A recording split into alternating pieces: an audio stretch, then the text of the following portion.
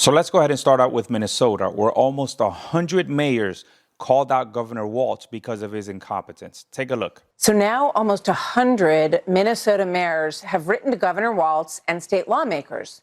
Quote, fraud, unchecked spending, and inconsistent fiscal management in St. Paul have trickled down to our cities, reducing our capacity to plan responsibly, maintain infrastructure, hire and retain employees, and sustain core services without overburdening local taxpayers. But Governor Walz is not taking responsibility for any of the crime, any of the corruption, any of the fraud. Instead, he's placing the blame on local government. Listen to this. But you hear what Governor Walz is saying, Mayor Purfirst. He's saying, this is up to like the local, the local management here. And he's taking the blame off of himself as governor. What do you say to that? Martha, that is just absurd. I mean, Minnesotans have been fleeced to the tune of $9 billion. This is done from fraud right out of the Minnesota Capitol in St. Paul, as well as the policies that are being championed and brought across the finish line by the legislature. Both the legislature and the governor are at fault for the fraud and the constant policies that are taxing Minnesotans. This shouldn't be a surprise to anybody because throughout this whole process where the fraud was identified, Governor Walz has refused to take any responsibility whatsoever. The House Oversight Committee is not going to bring in state employees. They're going to bring in state lawmakers and try to figure out exactly how deep the fraud actually goes. Listen to this. So let's bring in now Chairman James Coper. He leads the charge over at Oversight, and he joins us now. Good morning to you. Tell us about who you're bringing in, who you want to see on Capitol Hill, and what questions do you want to ask them? Well, the most important people are the state whistleblowers, the state employees who put that tweet out that we all are familiar with a few weeks ago that alerted America to the massive fraud. These state employees also allege that they had warned both Governor Walz and Attorney General Ellison for years that this fraud was occurring, and yet nothing was taking place. So we're going to bring the state employees in. We're going to get their sworn testimony. We appreciate their bravery in coming forward. We're also going to bring in state lawmakers and Minnesota mayors because the walls are caving in on Tim Walz. This massive amount of fraud is affecting and impacting every citizen of Minnesota because they're having to cut services because so much of the money for social programs was wasted and defrauded by this Somali population. So these are the people we're going to bring in. We're going to try to identify who was responsible for this. We're going to try to identify banks that we can subpoena their bank records so we can follow the money to see how much was taken, who took it, and then who do we need to hold accountable, and hopefully we'll have some criminal referrals at the end of the investigation. I think the most important part about that clip that I just played is the fact that social programs that are supposed to serve Minnesotans right now don't have enough funds to operate. And why don't they have the funds to operate? Not because they weren't there initially, but because these funds were sent overseas. They were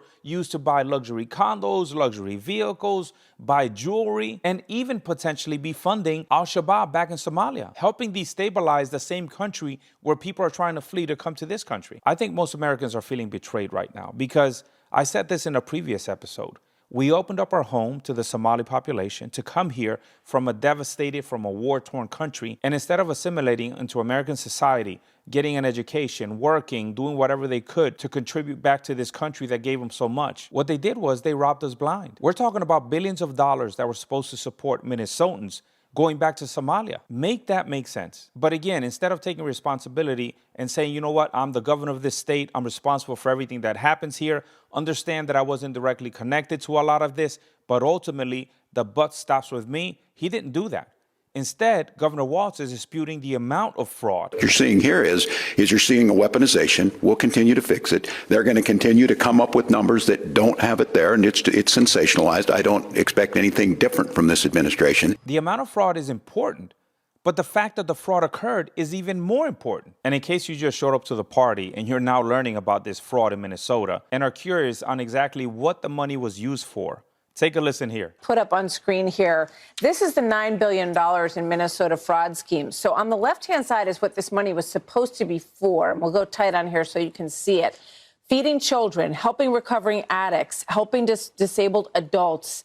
This was during COVID for the most part. But the money went to wire transfers to China and East Africa, a villa in the Maldives, luxury vehicles, and designer jewelry. You can see the list here. I think the only thing left to do for Governor Walz, Ilhan Omar, and any other lawmakers that may be implicated in this massive fraud scandal is to try to distract, try to deflect from the massive fraud scandal. And what better way to do that than to stick to what everybody's looking at right now, which is deportation and ICE. It's not about keeping people safe. It's about generating fear. Surrounded by state and faith leaders at Shiloh Temple in Minneapolis, Governor Tim Walz says President Trump is using federal agents to target states he has a political fight against. Because of that, he says he's expecting more ICE activity over the holidays. I would tell you, if I were a betting person, they will do it over these holiday seasons because it makes it especially cruel. I think Governor Walz is right on this one. President Trump is targeting his state. He's targeting a lot of the blue states. But why is he targeting a lot of these blue states? Because within these states, you have sanctuary cities. Where are these criminals headed? They're heading to these sanctuary cities because they know they're going to be protected there. That is why President Trump is focusing on those cities. Look, I'm going to give you some numbers that I gave you before.